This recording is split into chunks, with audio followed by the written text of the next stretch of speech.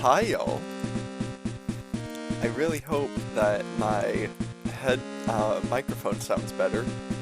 I got some new headphones with a microphone on them, so just to help out with the quality, both for this, but mainly just because whenever I play games with friends, they always complain about my microphone quality and how awkward it is. So this is just helpful, hopefully.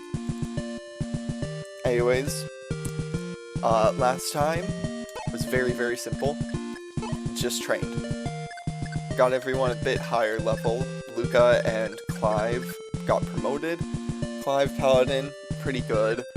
Luca Knight though, 19 power, 12 defense, is gonna do amazing. So, the goal today is literally the same. I just want to keep training people up, try and get them to level 7, try and get some more promotions. This stream is probably going to be a pretty quick one as well, just because I don't have too much time today to do stuff. So.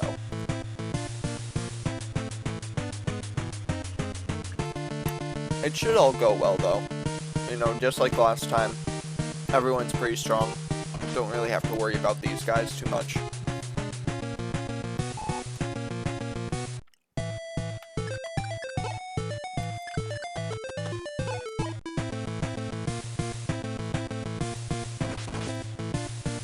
So, I have to say, I really love. I can praise these games every single day. I love Gaiden and Echoes. I love basically every Fire Emblem game. But if there is one thing that I think Gaiden and Echoes both did that annoys me, it is definitely the fact that Mages, Clerics, and Pegasus Knights only get one promotion. Because everyone else gets 3 promotions, and those promotion gains can mean a lot in the long run, especially with very little stat growth like everyone has. So when you only get that, oh, okay, good job, Cliff. When you only get one promotion, it definitely hurts. Honestly, I feel like the reason behind it is probably just because the Pegasus Knight, Clerics, and Mages are all really good against monsters usually, just because most monsters have pretty low resistance, and then Pegasus Knights get monster effectiveness. Okay, y'all, I'm just getting a bunch of crits. But even though that's the case, it's still really hard to actually do a lot of damage if you can't get the proper growth that you need to do the damage. And then it also just feels really weird that those 3 classes are left out while every single other class in the game gets 3 tiers of promotions. I guess other than Alm, because technically Celica is already a pre-promoted unit, while Alm is in his own class that no one else has. But even then, they hold their own because they're the main characters and it's their job to do that. So, I don't know, it just feels really weird to me. I still love using Mages, Clerics, and Pegasus Knights, it's just, it gets really hard to use them if you don't get the proper growths and get lucky with them.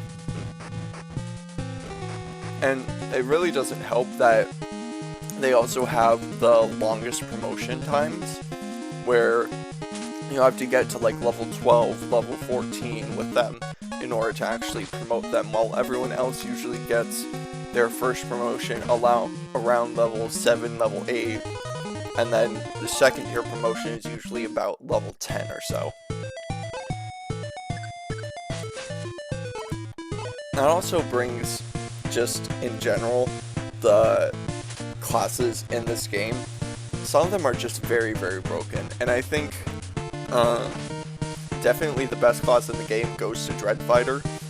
Not only just because it's very strong in general, with obviously pretty good movement, high attack, high speed, but then they also get bonuses to evasion, and they get more resistance than a lot of other characters to help with any enemy mages. Nice job, Silk. But then on top of all of that, they also get swords, which are probably the best weapon in this game because of the Brave Sword, which, if you have enough speed to double, which you usually do if you're a Dread Fighter, you then get a whole bunch of crits, because the Brave Sword in this game gives about plus 30 to crit chance. But then on top of all of that, at level 10 for Dread Fighter, you can promote back into a villager, and then can go into whatever class you want. So then you can get even more promotion bonuses, and even have a even better chance at getting some of those stats that you didn't get originally through your stat growths. So it really just makes the Dread Fighters and just the Mercenary class in general for this game absolutely busted. To the point where, honestly, you don't really want to, I wouldn't go as far to say you don't want to use other units, but it's just so beneficial to use the Dread Fighter class. Like, I'd probably just recommend, if you want to be overpowered, just make all 3 of your villagers in Gaiden, and then the 3 male villagers in Echoes, just make them all mercenaries, because it makes them into Dread Fighters, and then they'll be amazing. Same exact thing with Selga's 4 mercenaries. They're all great fighters. I'm pretty sure it even comes to a point where the Dean versus Sonya debate, where you can only choose one of them in your playthrough. Dean is considered probably the worst mercenary, and Sonya is considered probably one of the best mages. But the worst mercenary beats the best mage. So, personally, I still always choose Sonya. I really love mages. I like her overall story, how it connects into the rest of the game. But if you want to actually try and, you know, be super overpowered, choose Dean. It's the better option of the 2. Speaking of the villager class, in Echoes, they introduced a new villager for Alms Route named Faye, and I like Faye. I think she gets a very bad rap, which is for a very good reason. Her character is just kind of awkward, but I really don't like her class list for Echoes. It just feels very awkward because, you know, the male villagers get access to archers and mercenaries, which are both amazing classes and some of the most broken in Gaiden and Echoes. And then Faye gets access to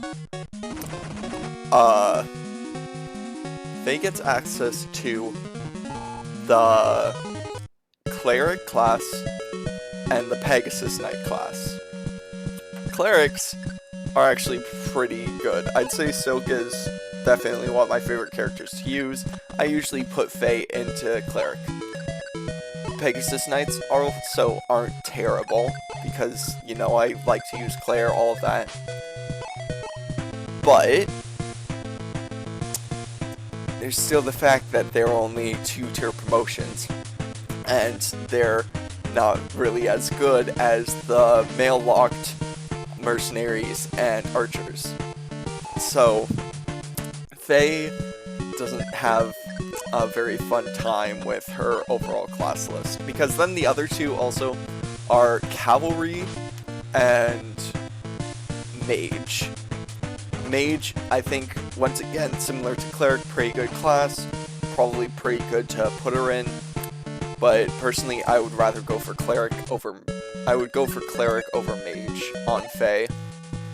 And Cavalier, don't put Faye in Cavalier. There are 3 other Cavaliers that you get in Alms Route, and all of them are pretty great. Clive is great. Matilda is absolutely amazing, and Zeke is also absolutely amazing. So she should really just ignore that class, probably. But I honestly do wish she was a really, really good unit, because I do like her. I think she's a nice character. But also, her character does need a lot of work. Listen, when you make your entire personality about being in love with all, it gets really awkward and just feels very one-note. I'm not a fan.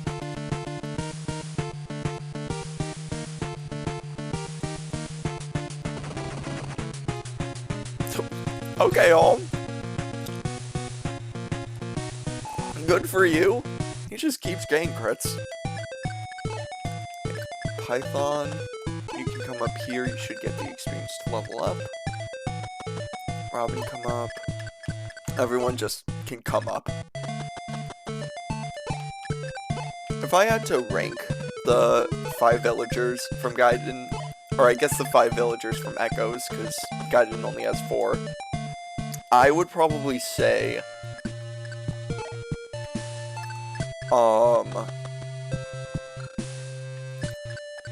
I think my favorite still goes to Faye.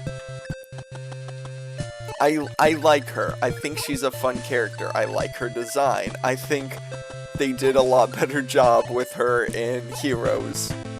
Especially Valentine's Faye. Some of the coolest art. Or at least it's up there, in my opinion. But then after Faye, because the other 4 appeared both Gaiden and Echoes, I'd probably say Gray, and then Tobin, then Cliff, then Atlas. Gray, very fun character. He appears quite a bit throughout the story along with Tobin. I just think I like Gray a bit more than Tobin. Tobin, similar story to Gray. I like him. I think he's fun. He appears quite a bit. He gets quite a bit of character. Cliff is cool, but his role overall, when he gets more dialogue, for Echoes at least, he still doesn't really do too much, because he's in one of the optional villagers along with Faye. Gray and Tobin have to go in your army, which is most likely why they actually get a bunch of speaking lines throughout Echoes. Since Cliff and Faye don't have to, they don't get as many speaking lines. So I don't really feel like I get as much of a character out of Cliff overall. I also think it's I'm just not a huge Cliff fan overall, because I usually end up putting Cliff into Mage, and I really don't like the upgrade version of the male mages, so I usually just bench him after a while. And then Atlas is nice. I just don't think I use him too much, because it's very awkward to get a new villager basically in the middle of Act 3 when you're basically preparing your endgame army. You have to do at least a little bit of training for Atlas to get him up there with everyone else. And I do put in the time, but then he just blends in with a lot of the rest of the group. Mainly because I usually just put him into Mercenary and have him have fun as a Dread Fighter. I think there might have been one playthrough where I put him as a Gold Knight, and then I kind of just benched him because it's very hard to use Cavaliers during Celica's route, considering all of the desert and swamp in Act 3 and Act 4 for her.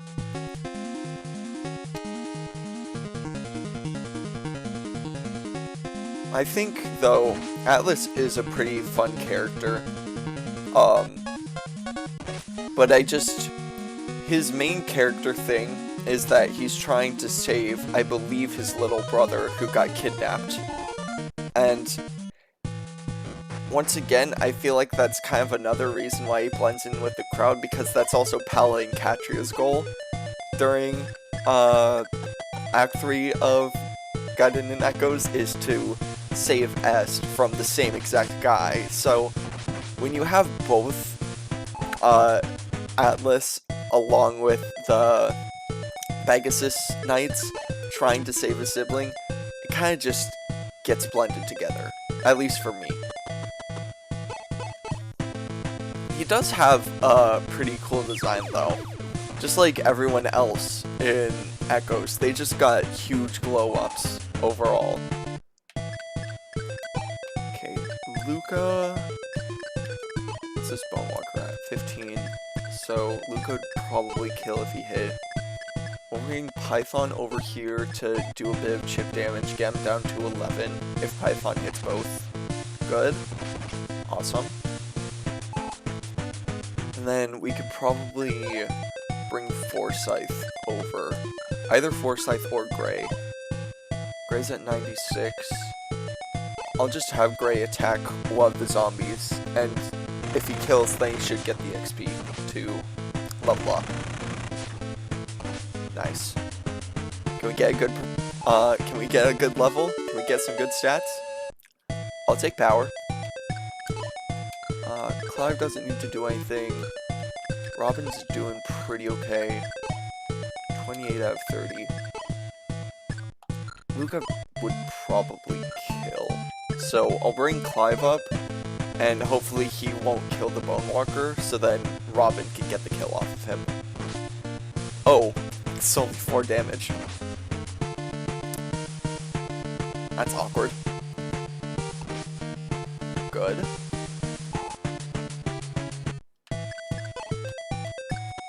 Okay. Hopefully Robin can hit both. I think that won't be a kill if he hits both. Never mind. He didn't even hit the second one.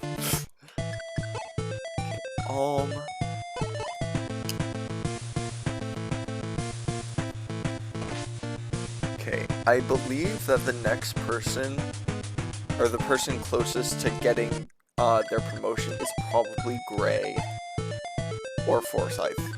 I guess they're kind of tied. Or even more than that, it's just a guess because I believe that Mercenary promotes at level 7. Come on, Claire. That's actually good. I didn't want Claire to kill there, so I'm actually very happy about that, because now Forsyth can get the kill. Come on, Forsyth. Nice.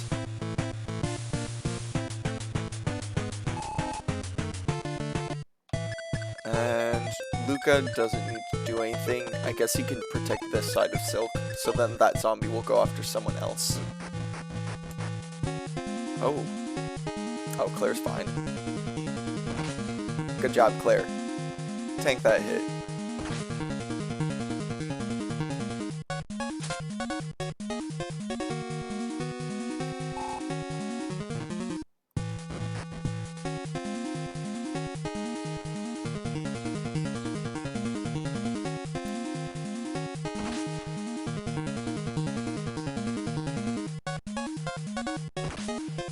Good job, all.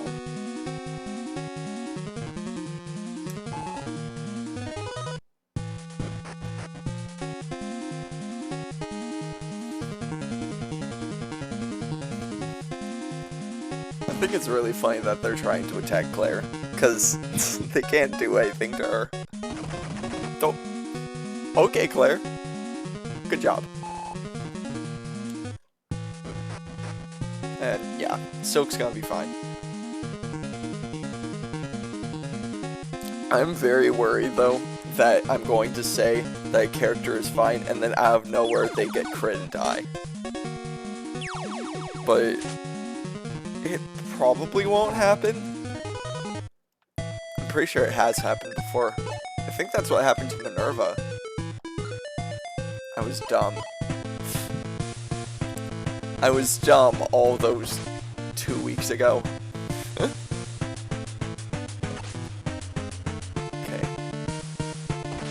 Good job, Forsyth.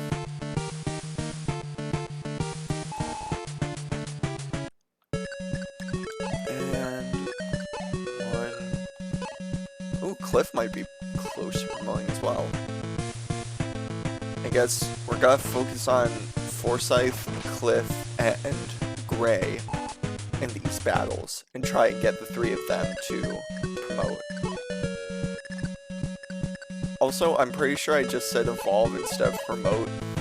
Whenever I think of the Fire Emblem promotions, my mind gets them mixed up with the Pokemon evolutions. So I think there have been quite a few times, even when I'm just playing by myself, where I'll be like, oh yeah, this dude's about to evolve. I was raised on Pokemon. That was like my first RPG. It was the only RPG I played until, what would have been 2016 when Fates came out. So, it's what I'm used to. And actually, so I've been thinking about it. I mean, I know I'm literally only on the second game out of, like, I believe it's 20 Fire Emblem games that I'm playing. But I'm already thinking in my head, like, okay, well, if I finish it, what would I do then? My current thing that I'm thinking about doing is then playing all of the mainline Pokemon games, because that's another thing that I've always wanted to do, because I do love Pokemon. But then the question becomes, because of the different versions, what exactly do I do for them? And my current thought is, oh, Steel Shield. That's awesome. Ooh, 10 defense. That's really good. My current thought with, the version differences of Pokemon, if I decide to, continue doing basically, like, streaming me playing every mainline game of a series, I think that I would, I would play every version, but the first version I would do a regular playthrough.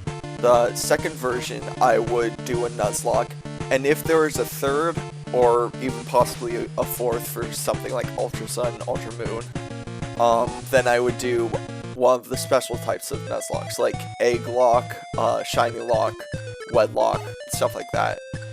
I just feel like it could be a lot of fun to do that, see what happens, especially since I have not beaten a Pokemon Nuzlocke before.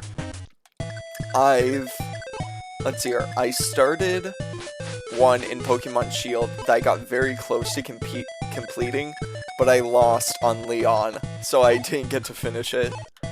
I did a second one in Ultra Moon, but lost to one of the totem battles. I decided to keep going because I had a bunch of Pokemon in my PC, but I guess that one is still technically going, and I just haven't played it in a while. And then I started playing Emerald with a friend, and we decided to do a Soul Link, and we got through the first gym, and I think maybe the second gym, and we stopped playing. So I'll see him again once college starts, though, so maybe we'll actually finish it then. Along with Attack on Titan, because he's making me watch Attack on Titan, and he thinks I don't like it, but in reality, I'm just very lazy when it comes to trying to do stuff, unless I get hooked on it, and it just keeps repeating in my head. Fire Emblem has been non-stop going throughout my head every single day for weeks now, and I'm okay with it. It's just how it is. That's how I am. Okay. Yeah, zombies, they're gonna be fine. But, I just feel like it would be fun to go through the Pokemon games. Because I haven't played / beaten. This is probably going to be a little bit embarrassing, if I'm being honest. I haven't beaten any of the mainline Pokemon games of generations 1 through 4, except for Heart Gold and Soul Silver. All of the other games throughout that, I've either not played or haven't beaten. And then, Gen 5, I beat White along with Black 2 and White 2. I played X, I beat X, I played Y. I beat Moon and Ultra Moon. I haven't played Sun and Ultra Sun. I played Shield, haven't beat Sword. I mean, I've beaten Shield, I haven't played Sword. What's after that? Oh, I guess Legends Arceus, if you want to count it. I've beaten Legends Arceus, and then I've beaten Scarlet, and I haven't played Violet. So, I think if I decide to do that, I'd probably play through every mainline game, like I said, along with each version in each generation, except probably Pokemon Sword and Pokemon Violet. Just because I don't have them on my Switch, and I don't feel like getting them. All the other games, though, I could do. Okay, 21, 16, Quiver 60, 40. So Forsyth would probably be the best option to kill this Bone Walker, which he definitely can do. That way he can get some more experience. I believe get to 70 experience with this Bone Walker kill, because I believe he had 55, and this should give about 15. Never mind, Forsyth didn't get the kill. Maybe he can do it next turn. Claire can come all the way over here and attack this Bone Walker instead, because why not? Probably do a bit of chip tone. Dang it. Oh well. Good job, Claire.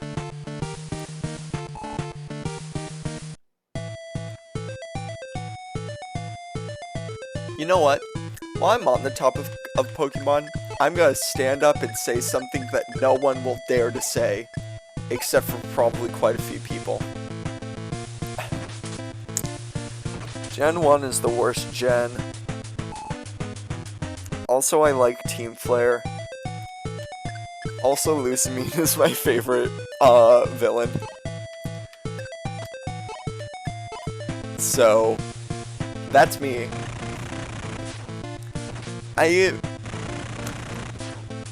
Like, those are all actual things that are true for me. I think Generation 1 is the worst gen of Pokemon. Probably, really just because I feel like that applies to a lot of games for me, where the first game in a series, it will usually be one of my least favorites, just because there's so much more that they can do later on with the series. Like, Fire Emblem is probably one of the best examples I have for that. It's not that I hate Fire Emblem 1, it's just that looking at the rest of the catalog, I'm just like, Fire Emblem 1 is just okay. I'd rather play a lot of games before I play Fire Emblem 1 again. And even more than that, there are a lot of games that remake Fire Emblem 1 that do it a lot better. I feel like a similar thing applies for a lot of Generation 1, where, yeah, I could play it, or I could just play Fire Red and Leaf Green. Or I could also just play Let's Go Pikachu and Eevee. Oh, by the way, also the remix. I'd also do the remix of all of the games. So, it's not bad. It just needs some work. And it got some of that work.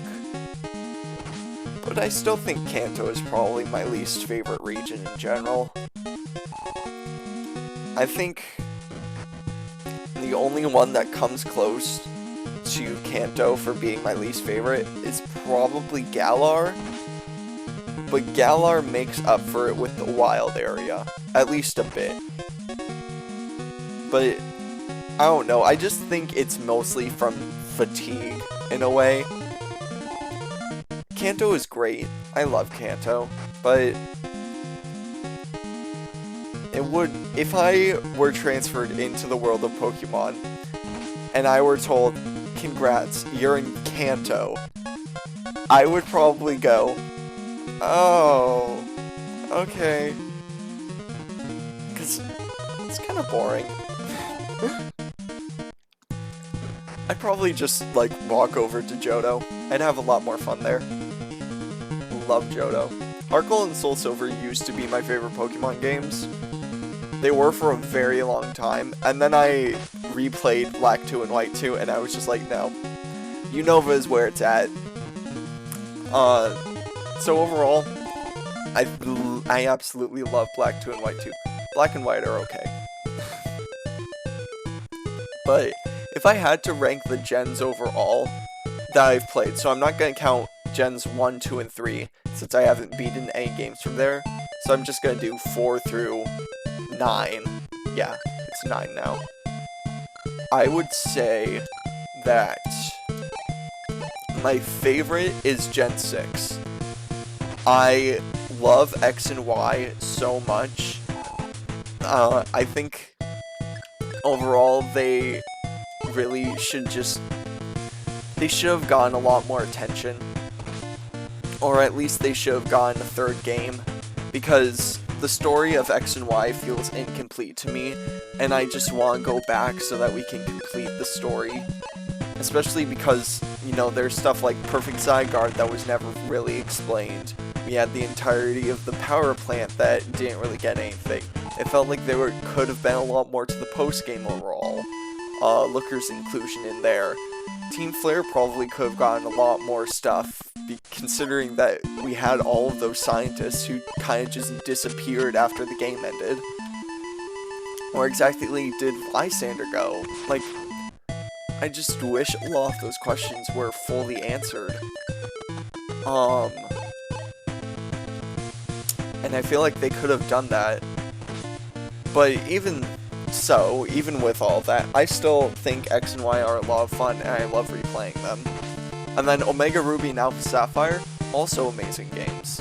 They were my introduction to Hoenn, and I'm very happy with my introduction to Hoenn. I love the story overall of those games. I think the implementation of Mega Evolution into the story worked very, very well. I love a lot of the characters that were either in the original or the new characters that were made for or as. I love the contests. Those are so much fun. Team Aqua and Team Magma's redesigns, chef's kiss right there. Because I already was a bit of a fan of Team Aqua. I love water. Water is fun. I think there should be more water. But then they just go and they give us amazing redesigns of the group for Team Aqua. They did such a good job with them.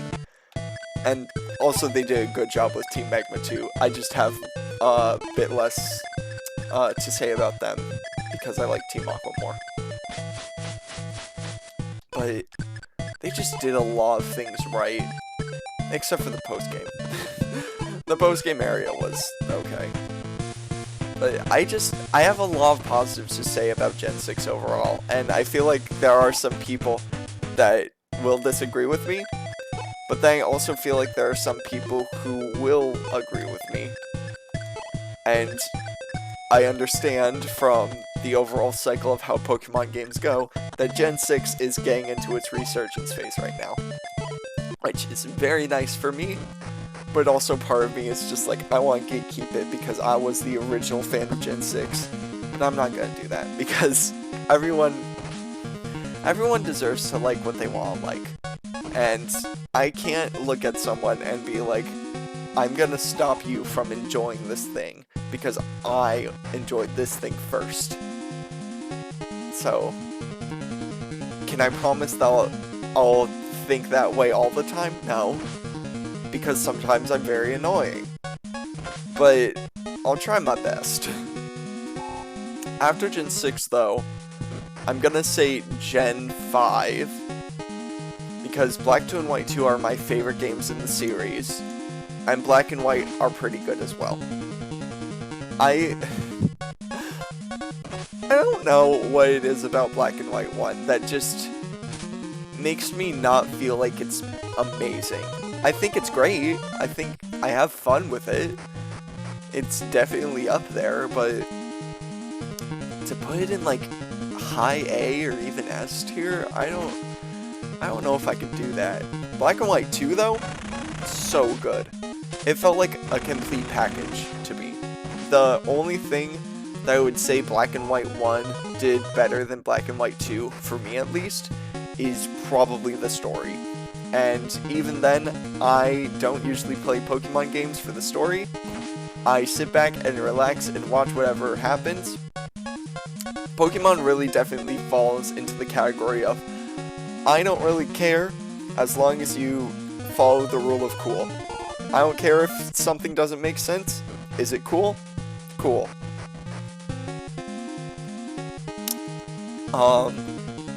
Ooh, I didn't even mention, like, the actual trainers. Gen 6, that is definitely the weakest point of X and Y overall, is the Gym Leaders, Elite Four, and Champion. Okay, Claire. The Gym Leaders, there are some standouts.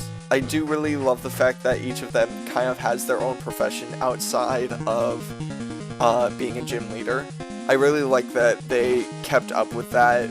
I'd say basically after Gen 5. Gen 4 kind of started it, and you could see parts of it in Gens 1 through 3, but I think Gen 5 definitely just hit home the fact that these gym leaders have jobs outside of being a gym leader. I think Gen 6 did a great job of expanding on that. The Elite Four of that game also, I think, was very fun and very memorable. I love Seabold, I love Wickstrom, I love Drasna, and I absolutely love Malva. Except, if I had one complaint about Malva, because I definitely love her, I think she's one of my favorite Elite Four members, it would definitely be that her being part of Team Flare is cool, but then when you start to think about it, it definitely doesn't make sense, because Team Flare was kind of a huge, you know, evil bad guy force. Okay, Cliff. You know, they were kind of terrible people, so why exactly is this person who is part of a terrible group, why is she on the Elite Four? Doesn't really make sense. She's still cool though. And then Oras, it's the Hoenn Gym Leaders Elite Four and Champion. They're classic, they're fun. Gen 5 did a better job overall than X and Y did. But once again, I'm still gonna give it to Black and White 2, especially because my all-time favorite gym leader of Pokemon is Elisa. And Elisa in Black and White 1 was an awesome character who I loved. And then Black and White 2, they remodeled her gym into a runway, they gave her a new design, they gave her an amazing theme, and I went ham. I think I'm using that correctly, because she was so cool, and I absolutely love what they did with her. It was so cool to see. And it worked extremely well for the entire thing of Black and White 2, which was basically, hey, you're back in this place, but it's been 2 years, so people have changed.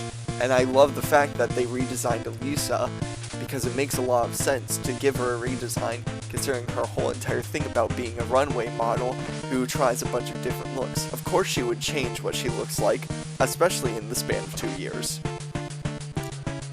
Let's see here. After Gen 6 and Gen 5 though,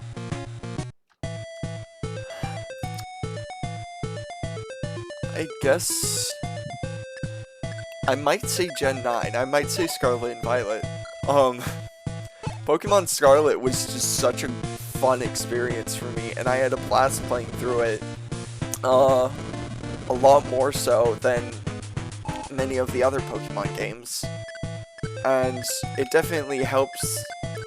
I think it helps that it hasn't gotten a remake title yet, or like any other mainline titles with it. Just because, you know, Scarlet and Violet are standing out on their own right now. And I think, depending on what they do with the rest of the generation, we could see one of the best generations of Pokemon. And then, probably Gen 4. I am in the minority here. I am not a huge fan of Diamond and Pearl and Platinum, but, and this is a huge but, I have not played Platinum. I've played Pearl, and it was okay, so that's all I can really judge the Sinnoh games on, is Pearl and Shining Pearl.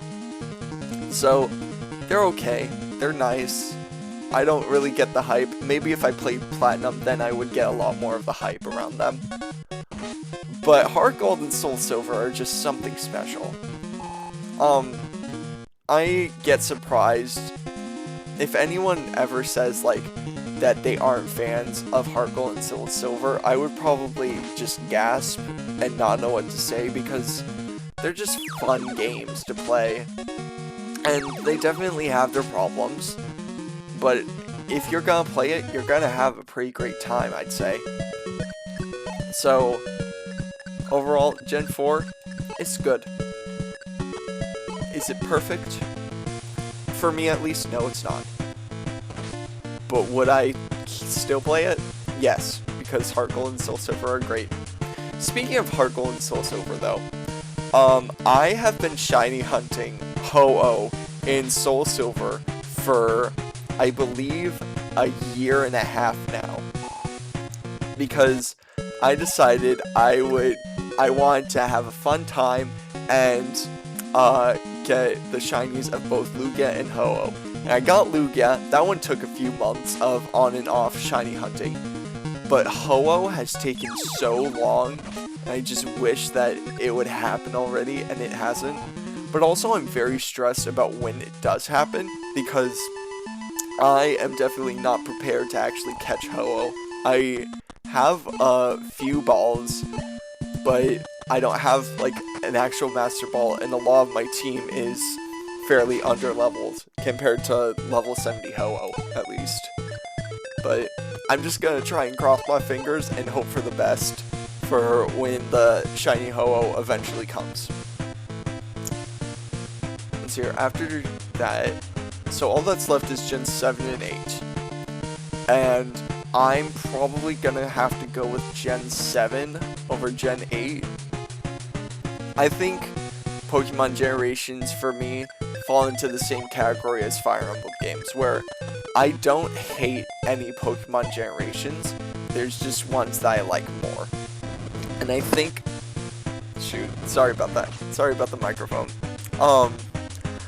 I think overall, I liked Gen 7 more than I liked Gen 8.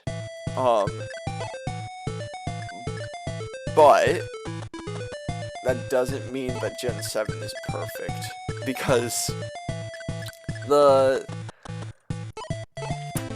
Sun and Moon were a fun experience. I had fun with Sun and Moon. Ultra Sun and Ultra Moon, by themselves, are very fun games, and I like to play them. But going from Sun and Moon to Ultra Sun and Ultra Moon, you can really tell that there are not that many differences between them, especially throughout a lot of the main story. Basically, until the end, you're playing almost the exact same games, just with a couple differences here and there, and it just really hurts. Because, you know, when you see a third version of a game, you're thinking of something like Platinum, you're thinking of something like Emerald, which had enough differences in both of them to stand out and be different from Ruby and Sapphire. And I don't feel like Ultra Sun and Ultra Moon really did that.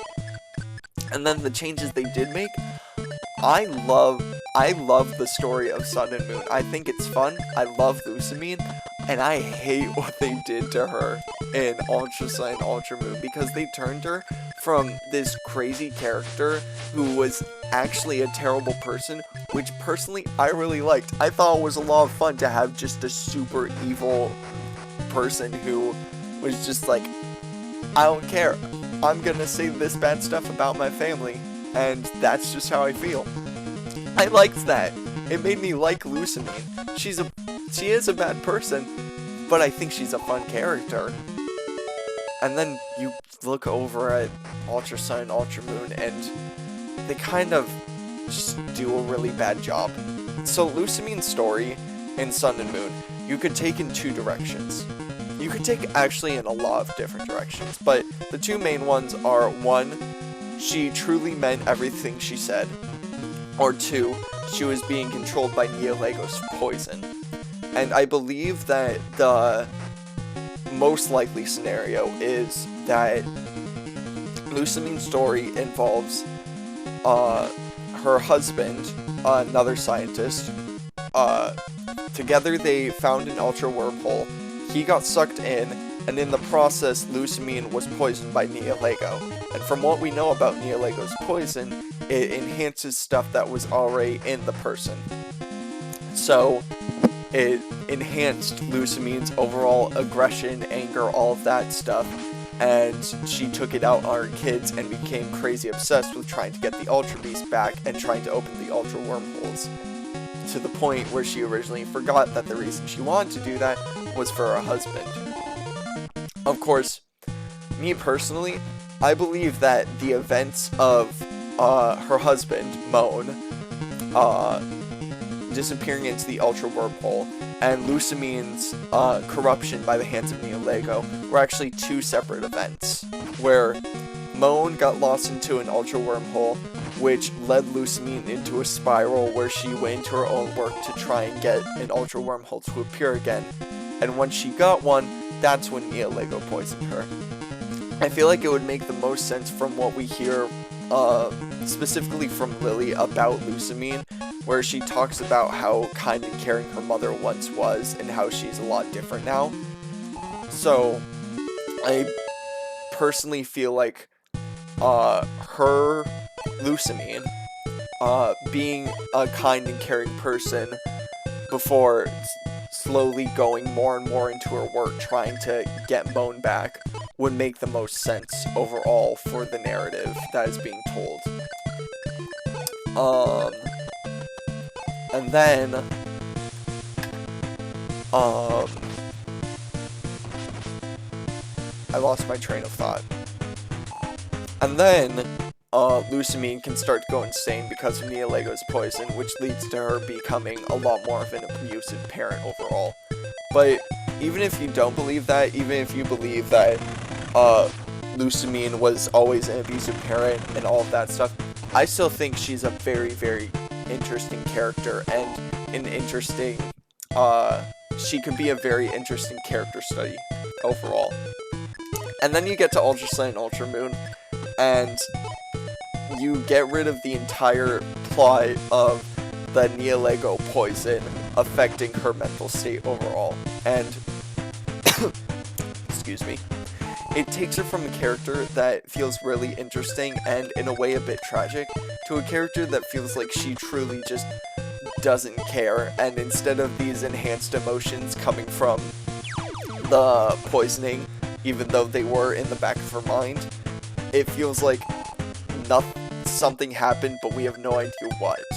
Especially since it seems that, from what I can remember at least, a lot of the lines from Lily about where she talks about her mother and how happy they once were seem to still be in Ultra Sun, Ultra Moon. Dang it, Cliff.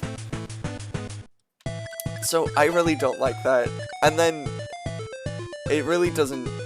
I also really don't like the fact that her plot line, basically, instead of her trying to open up the Ultra Wormholes and trying to rescue Moan, or at least her original goal of rescuing Moan, which then turned into getting the Ultra Beasts, just turned into defeating Necrozma, it didn't really make sense.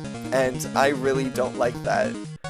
And I think it's very weird that a game that feels very, very close to what Sun and Moon already were somehow took the writing of Sun and Moon and made it worse. That's definitely the element of Ultra Sun and Ultra Moon I hate the most, and probably just the element of Gen 7 that I hate the most. Oh, another Steel Shield.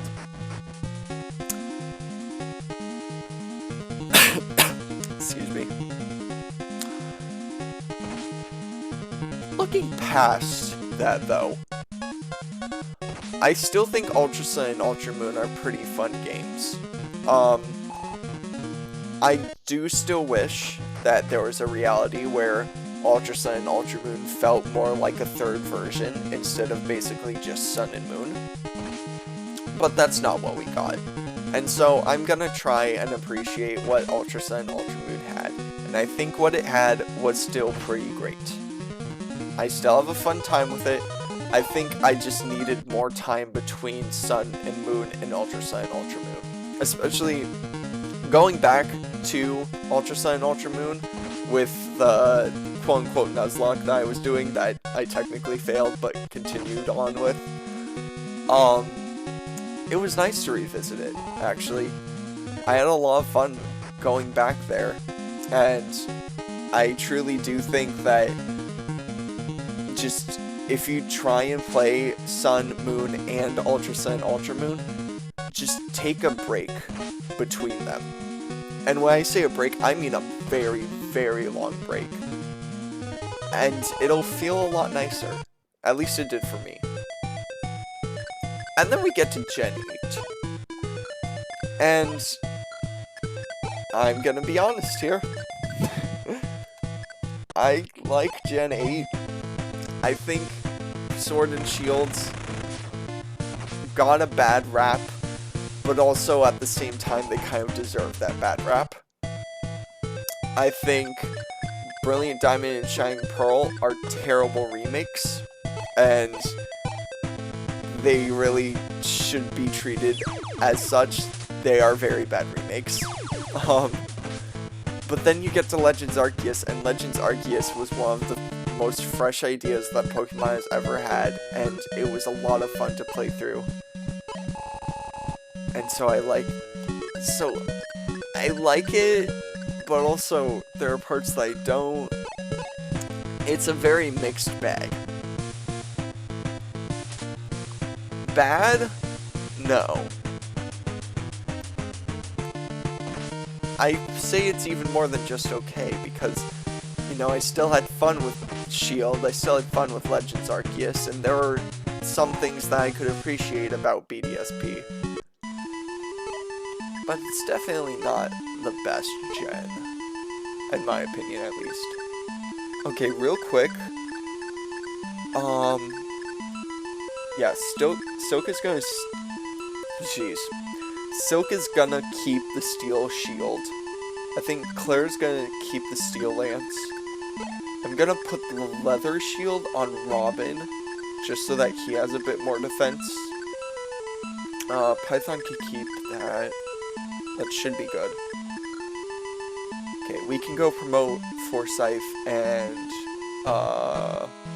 Cliff now, which will be very, very good to have. Okay, what's our bonuses? Power up 1, skill up 3, speed up 1, HP up 3. It's pretty nice. Now for the Amazing Night bonuses. 3 and 5 and 3. It's so good. Okay. Where's everyone at? 7, 5, 6, 7, 6, 5. Okay. We'll go ahead and do a little bit more grinding. Try and get people to 6 and 7. See what happens.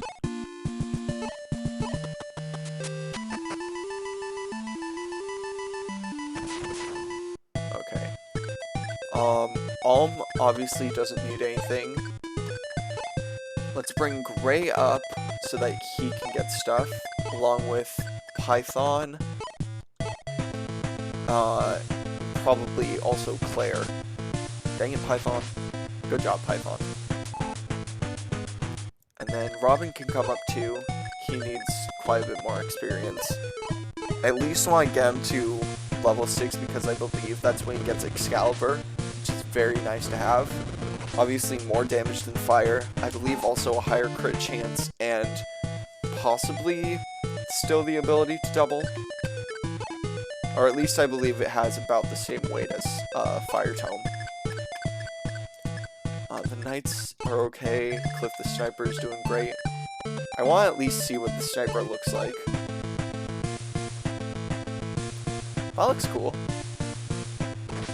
That's a cool bow animation. It's a bit slow, but I'm okay with that. Then we'll bring Claire up, and this little group should do pretty well. Also bring Forsyth and Luca a bit up, just to help with protecting people from different sides, because the enemies shouldn't attack them now. Ooh, and I'll try and get Silk to try and hit an enemy. Excuse me. So that she can get to level 8. That's okay. Good try, Python.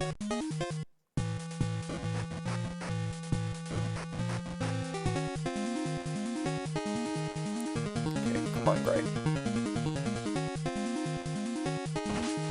Nah, it's okay. Good. Awesome.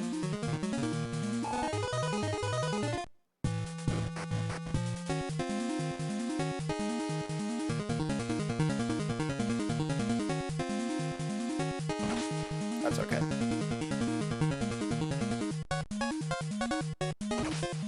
Good. Got another one. Nice.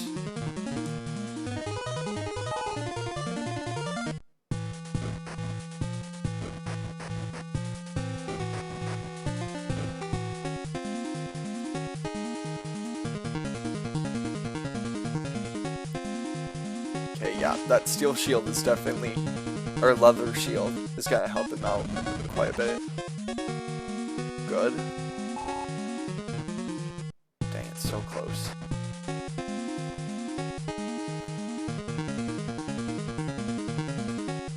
Claire should be able to... Actually, I don't think she'll be able to kill this guy. No, she will. Good.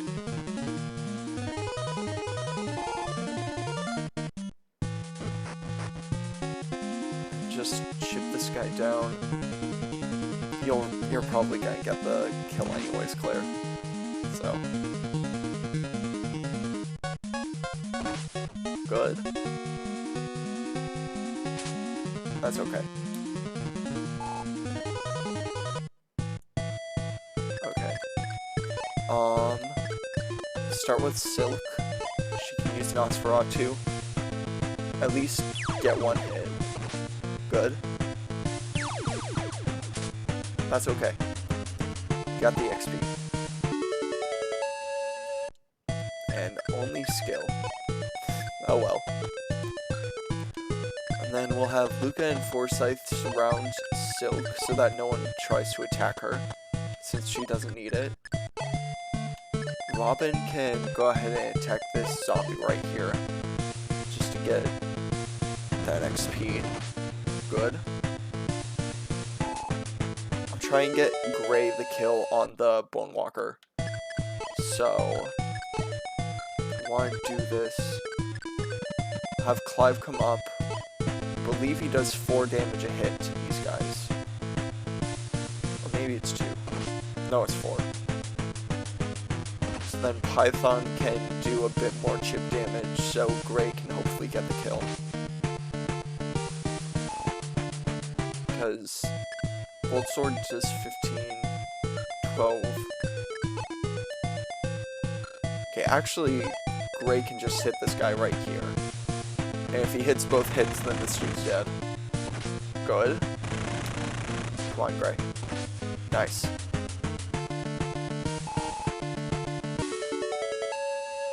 Okay. Awesome. There's the Myrmidon. Or at least the Myrmidon promotion. Nice job, Python. And Claire. Kill. Please. Dang it. Can you kill with the second hit then? Please?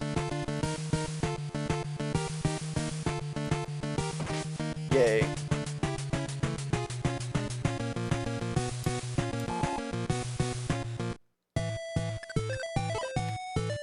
Cliff can come up here and do a bit of chip to this zombie.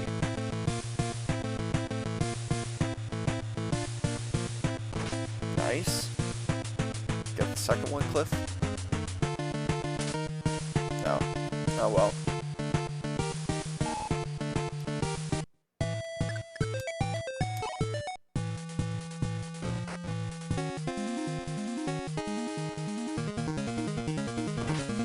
That's okay.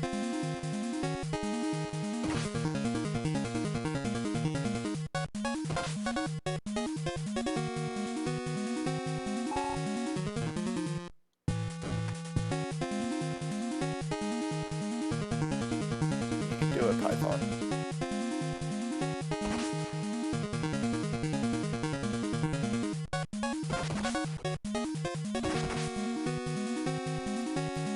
Good job, Python.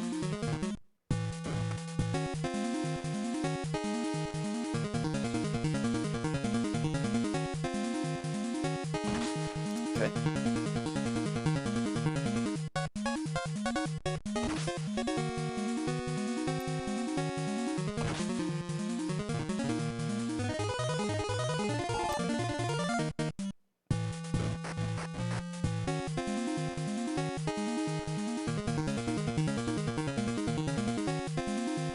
Why are you attacking Clive? They chose the wrong option. Now they're probably dead. Good job, Clive.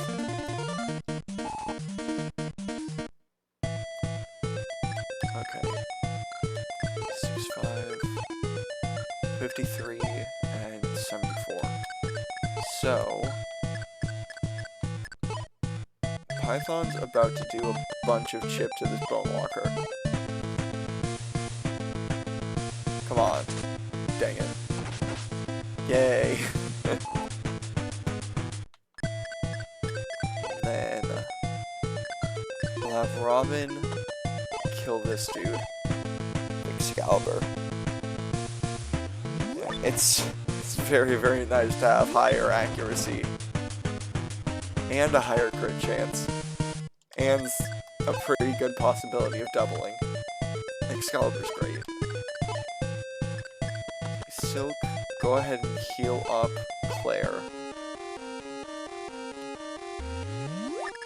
Good job. Now she can attack the zombie.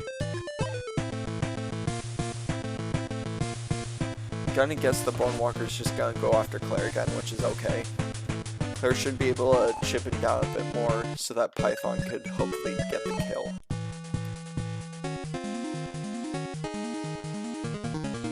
Dodge? Eh, oh well. Good. Oh, she got the kill. Good job, Claire.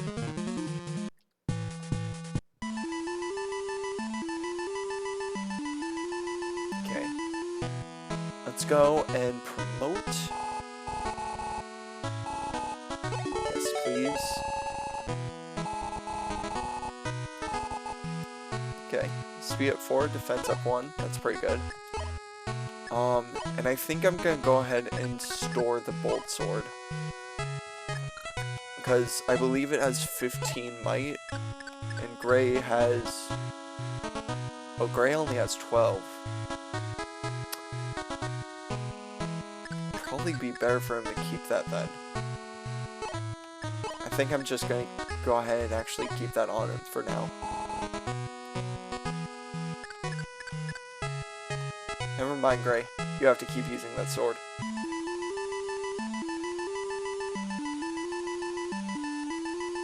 And is it 642? What's everyone at? 678 XP and 616 XP. It's Python. 585. Okay, I think I'm gonna go ahead and do at least one more of these, just to get at least Python up to level 6.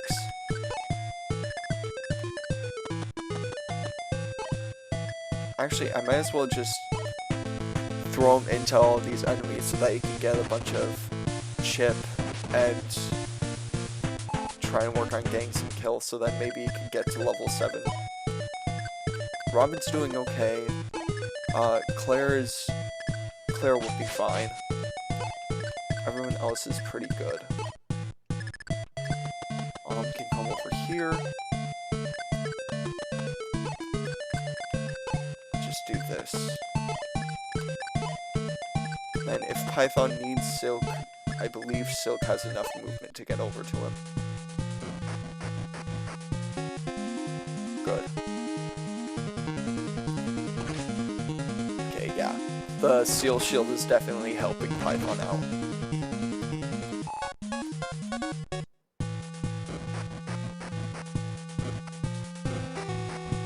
Good. Keep going after him. And it's so nice to have one range archers in this game. Because the games where it doesn't, just archers aren't as good in a lot of those games.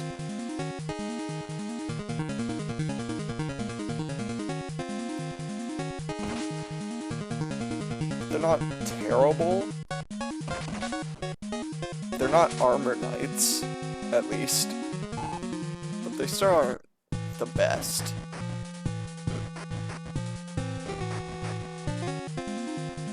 Good. You can do it, Python. Nice. That's okay. Good job.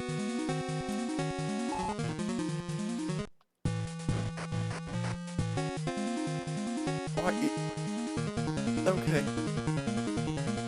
Well, I was gonna have Python kill you, but I guess Clive can kill you. It's a terrible idea to go after him, though. Yeah.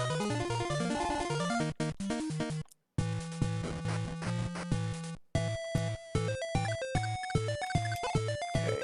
Python, 91 XP.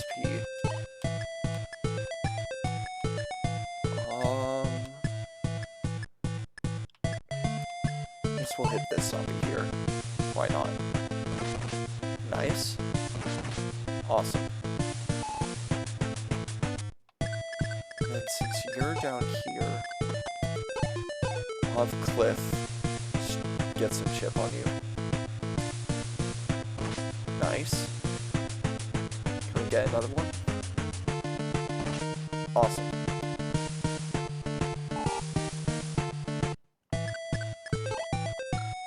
Okay, Clive's okay. Everyone's doing pretty good. Okay. I guess you do more damage to Clive. Huh. You do a whole 1 more damage to him. He does what? 4 damage to you back?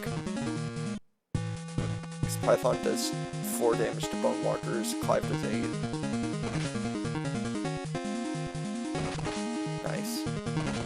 Awesome.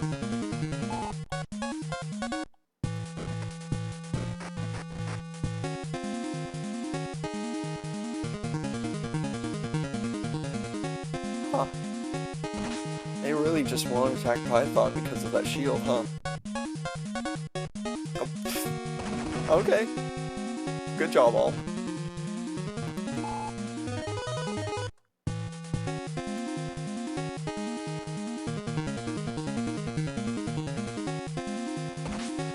Okay. Please get both hits. Nice. Awesome.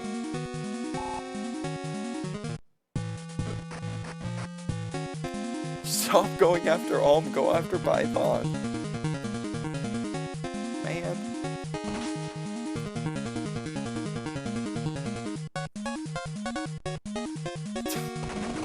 Another crit? Okay.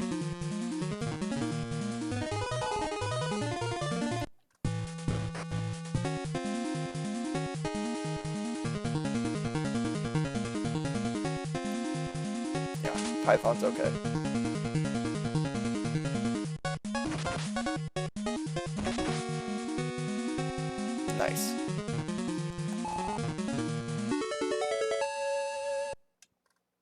Ooh, power. Yay.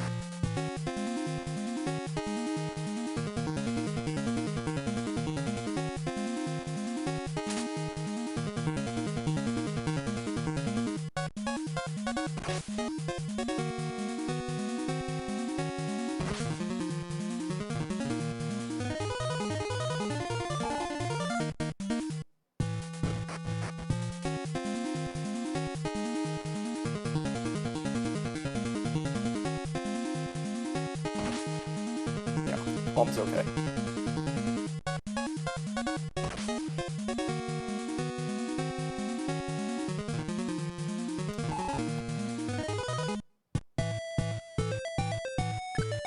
Okay. Python. Have him come down here. And he should kill this zombie. Dang it. Dang it! Never mind. And then everyone else, I'm gonna have move over here so that I can try and have the enemies target Python again.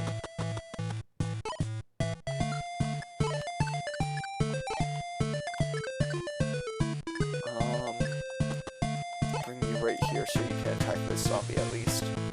Just kill. Good. Okay, Python, that's what we call a hit. Go ahead and do that. Okay, another steel shield. Store.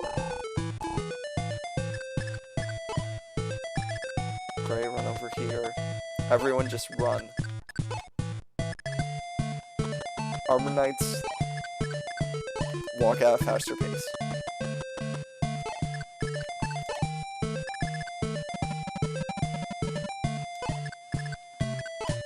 Okay, this Bone Walker should attack Python now.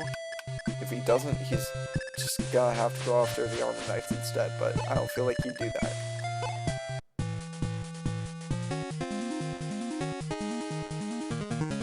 Good. Keep attacking Python. Nice. Nice.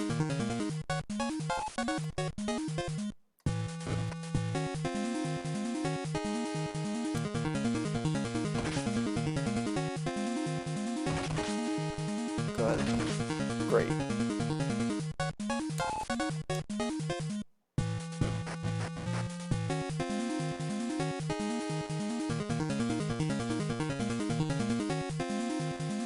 It doesn't look like Python's gonna get the promotion this stream, sadly, but he can at least get close to level 7, so that way, when we're doing the Act 3 battles, he can promote the next dungeon. He'll at least be more prepared like everyone else is. Dang it. Good.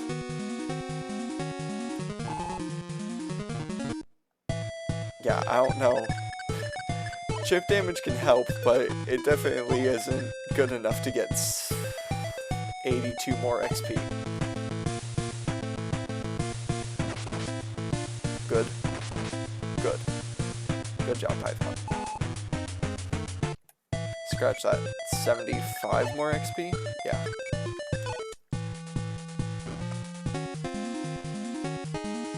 He'll do the best he can against these bone walkers, though. Good. Great.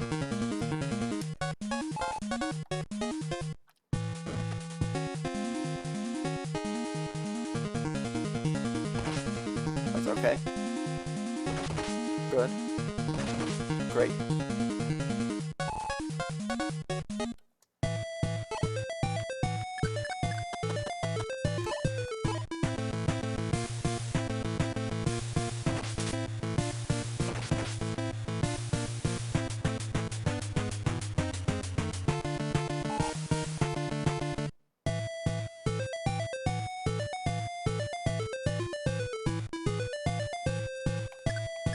Okay, they should still target Python. Good.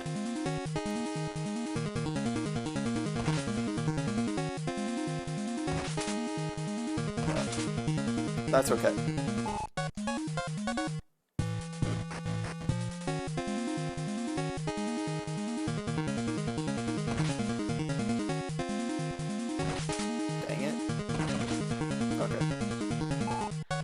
Okay, all Python needs to do is miss 68 attacks, and I'll get the XP to promote. You can do it, Python. Miss 68 attacks basically in a row. Good. Dang it.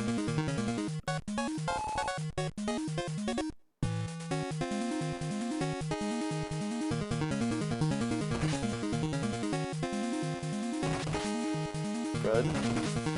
Awesome.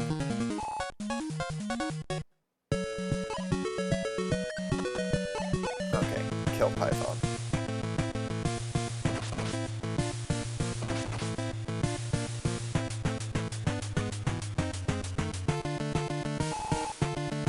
Good job. Okay.